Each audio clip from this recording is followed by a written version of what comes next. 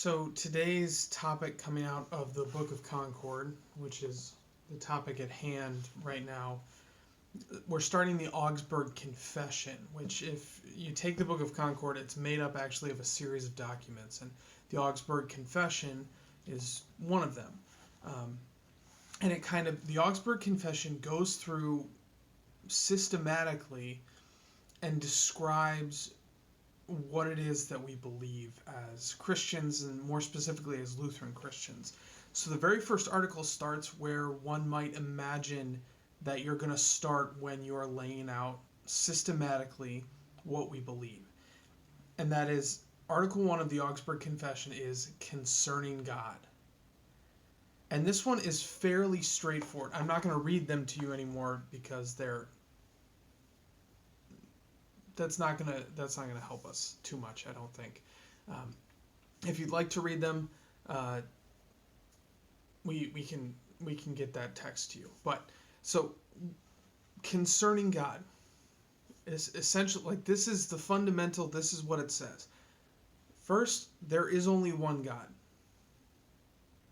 This kind of rejects, and they reject a whole. Like, they list out some of the heretical groups they're rejecting. There are groups that say, well, there's one good God and there's one bad God, but then it clarifies, we have one God, but there are three persons. And this we talked about a little bit previously, because this is brought up in the creeds. This is expanded a little bit in the creeds, but this article of faith says is simply, there is one God, there are three persons of that one God.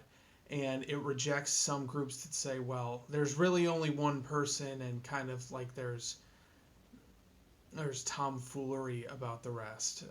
The word they use is deceitful sophistry.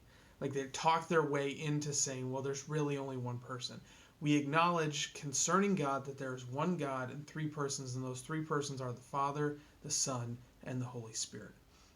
And you say, well, how does this apply to how we practice our faith? How does this kind of touch us where we are? First, we believe that there is one God, which is something that strives against, I don't want to say our culture, because I think our culture is sometimes like this big bad wolf straw man kind of thing that people throw, oh, we're against the culture. But I think there's a tendency, we either don't like to tell people that they're wrong, or we like to tell people that they're wrong way too much. But I think there's a lot of, we don't want to tell people that, oh, your God isn't real, when they don't confess the one God, the triune God that we confess. But that comes down when we're confessing our faith, what we believe is there is one God.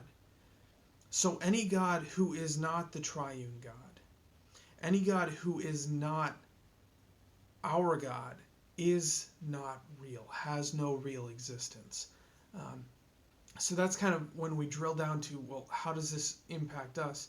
First of all, it means that we believe that and we stick to that, but that also should affect our practice, okay?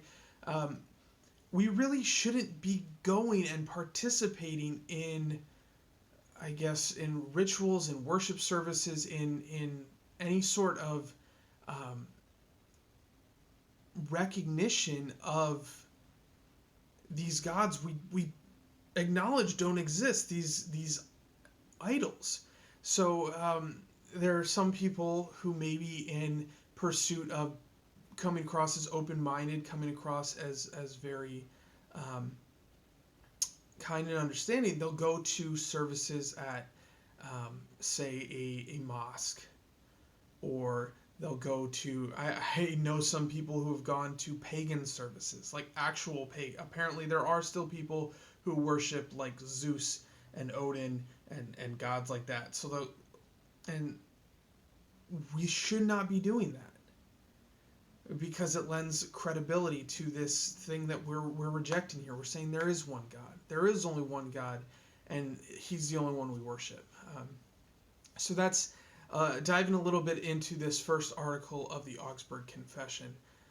If you have any questions, please, as always, drop them in the comments below, and I will do my best to get back to you with hopefully some clarity, some answers. At very least, if I don't know, I will acknowledge to you that I'm not sure, and I'll ask people who maybe will know. So with that, brothers and sisters, go in peace. Serve the Lord. Thanks be to God.